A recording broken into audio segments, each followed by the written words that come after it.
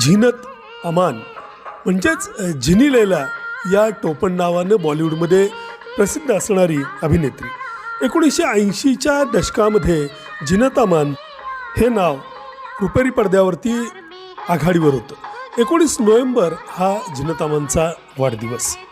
Don, दोस्ताना, लावारिस यासारख्या चित्रपटांमधून अमिताभसोबत त्यांची जोडी खूपच बहारदार अशी जमली.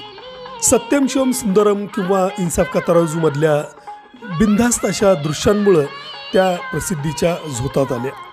त्यांच्यावर बोल्ड ॲक्ट्रेस असा शिक्काही बसला. मात्र अभिनयातही झीनत अमान कुठंही कमी नव्हत्या. 1970मध्ये मिस एशिया पॅसिफिक ही स्पर्धा त्यांनी जिंकली आणि त्यानंतर मग त्या रुपेरी पडद्यावरती दिसायला लागल्या. आपल्या भूमिकांना पाश्चात्य लूक देण्यात त्या प्रभावी ठरल्या.